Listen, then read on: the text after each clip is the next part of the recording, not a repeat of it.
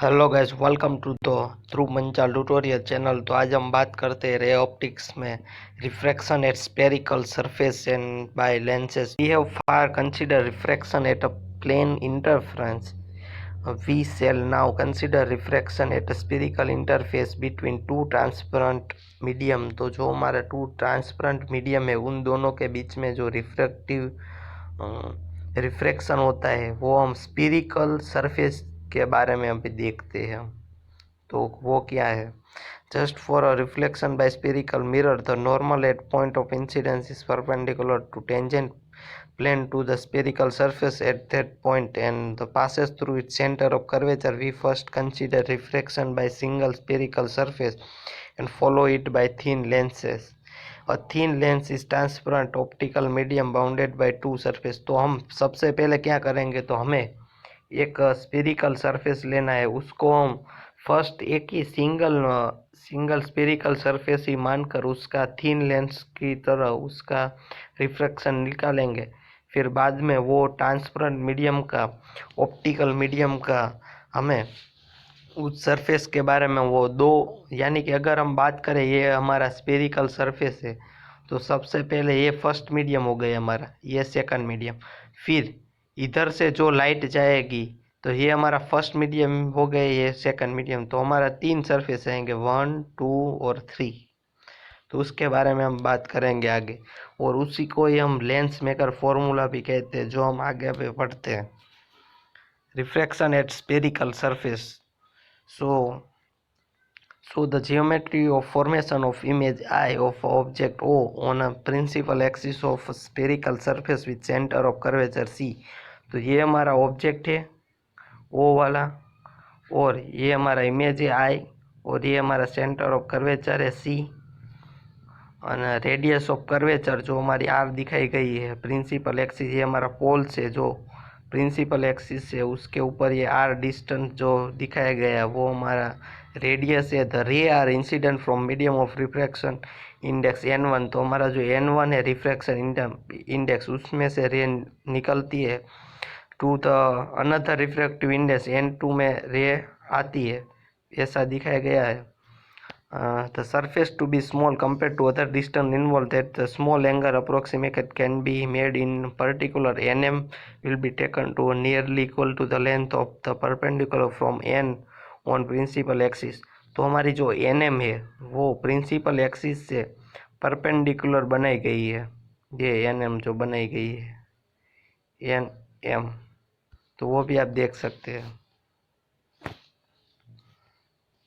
फिर आगे हमें हम लेटेस्ट टेक 10 NOM। तो हमारा ये एंगल है NOM। तो ये हमारा जो एंगल आएगा ये एंगल, तो उसका क्या होगा 10, यानी कि MN अपोजिट साइड, यानी कि MN अपॉन OM। बेस जो है वो OM है, तो OM की वैल्यू U है, और ये MN, तो ये हमने फर्स्ट लिख लिया MN डिवाइड बाय OM। फिर एंगल NCM, तो N C और M, तो ये हमारा एंगल जो है उसके बारे में हम बात करते हैं, तो उसमें भी सेम ही आएगा।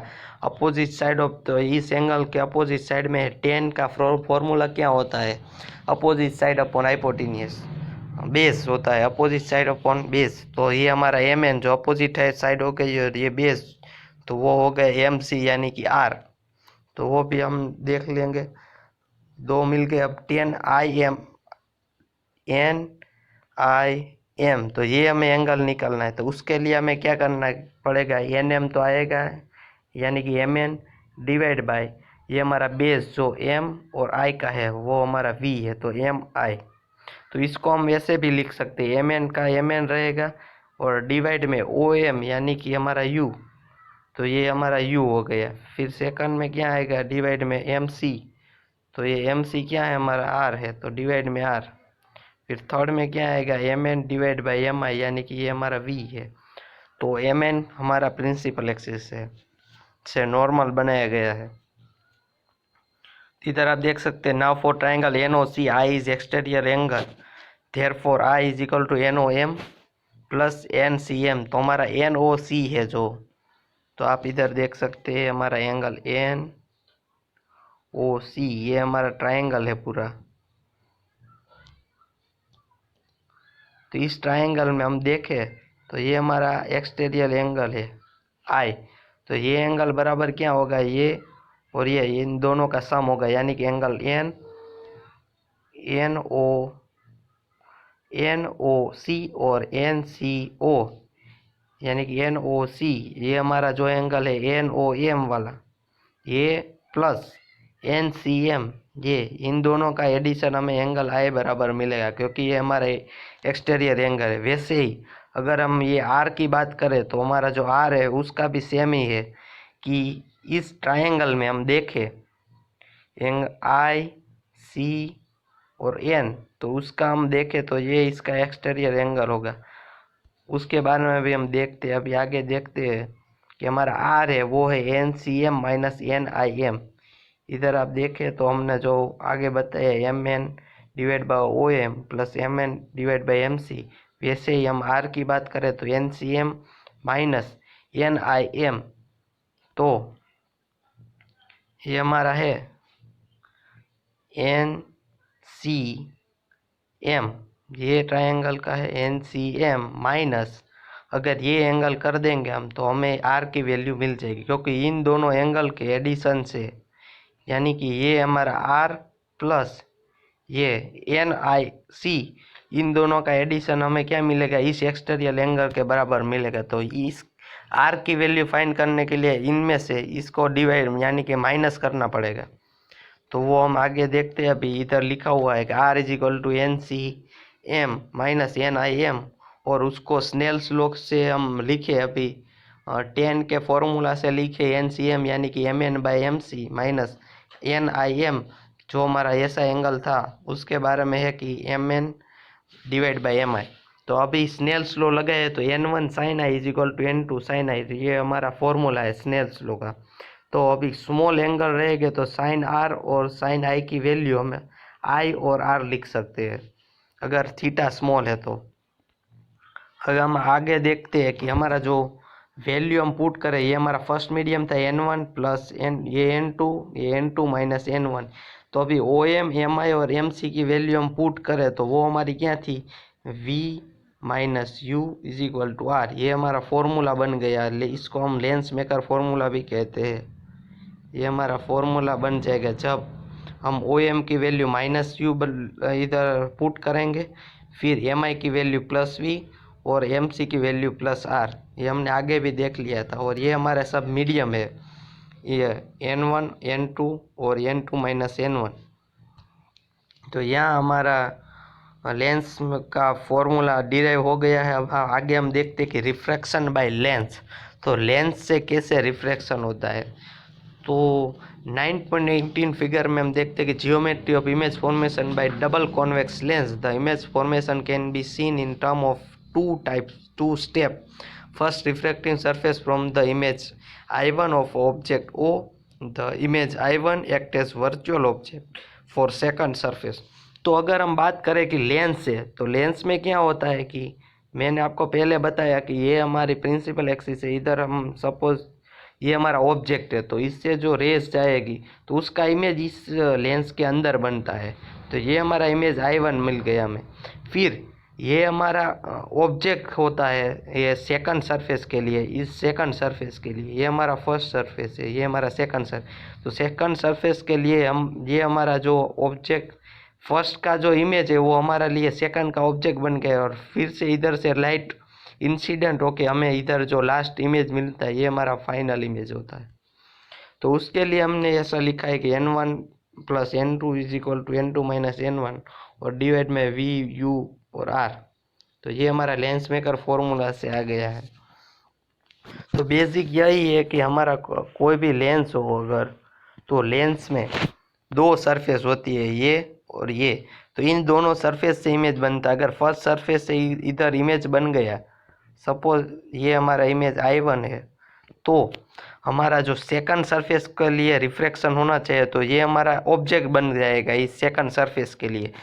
अगर हमें इतना सोचे कि ये हमारा फिर से हमारा ऑब्जेक्ट आ गया और इधर से हमें इमेज बनवाना है, ये हमारा सरफेस है, तो फिर से हमें जो इमेज इधर मिलती है तो ये हमारी I2 की N1 N2 जो हमारा दो रिफ्रैक्टिव इंडेक्स के बारे में दिखाया गया है, और ये ऑब्जेक्ट है उसका इमेज अभी ये आए फाइनल इमेज इधर मिलता है। अगर उसको हम डिटेल में यानी स्टडी करें तो ये आप देख सकते हैं, इसका एसी का जो हाफ वाला डिज़ाइन है, जो हमारा ये कर्व है, उसके बारे में इधर दिखाया गया है कि फर्स्ट हमारा ऑब्जेक्ट इधर है, इधर से इंसिडेंट होके हमारा इमेज I1 में मिलता है। यानी कि I1 क्या है, तो I1 हमारे लेंस के अंदर इमेज बनता है फर्स्ट सरफेस का।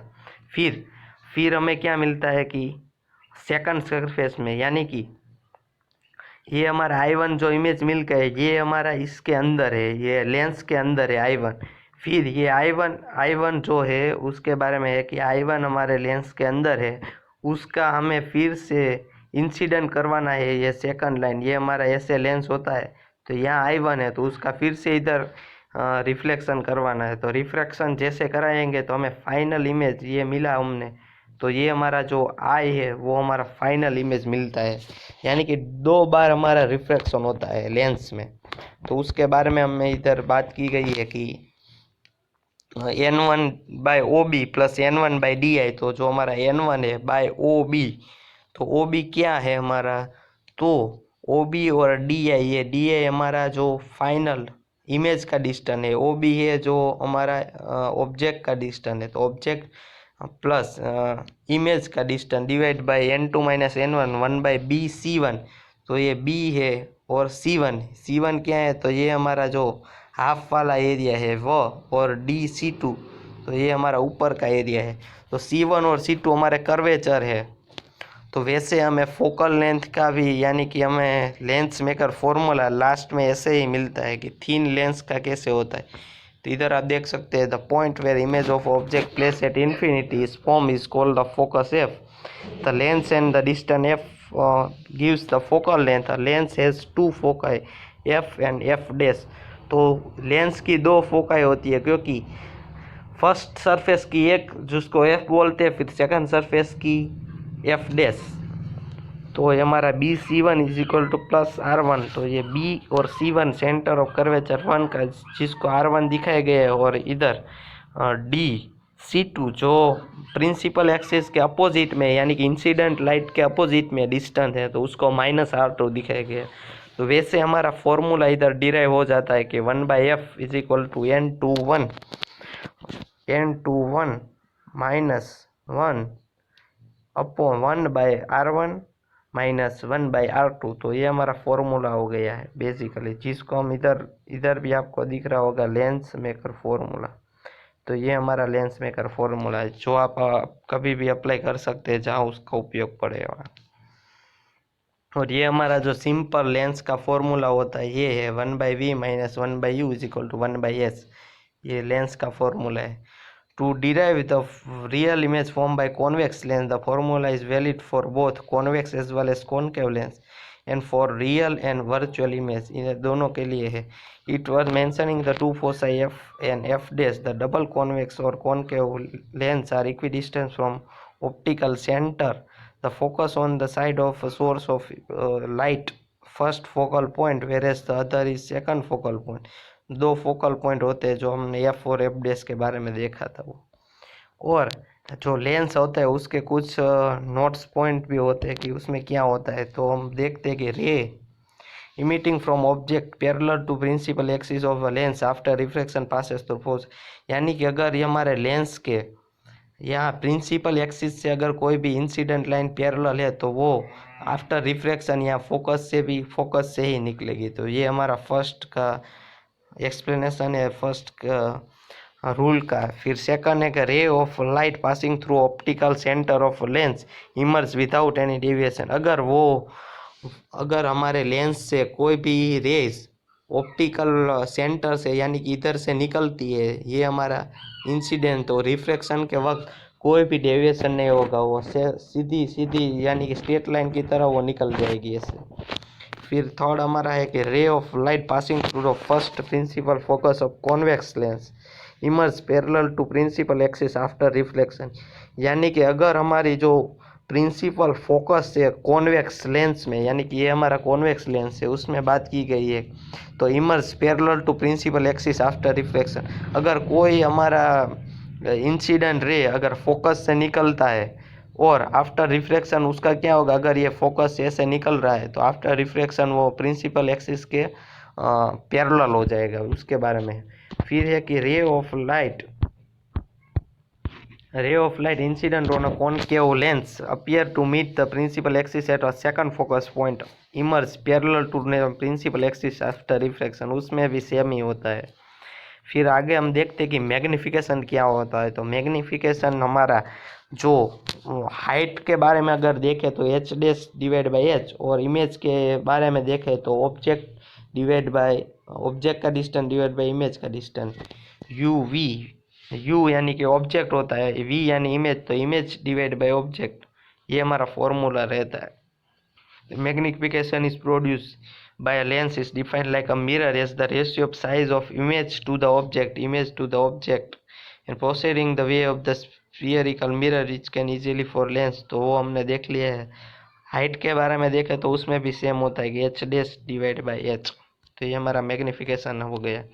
एम हमारा है वो पॉजिटिव भी होता है और नेगेटिव भी होता है। अगर इन्वर्टेड इमेज मिला हमें तो एम नेगेटिव है, रियल और वर्चुअल यानी कि इरेक्ट मिला तो ये हमारा एम पॉजिटिव है। तो थैंक यू वेरी मच।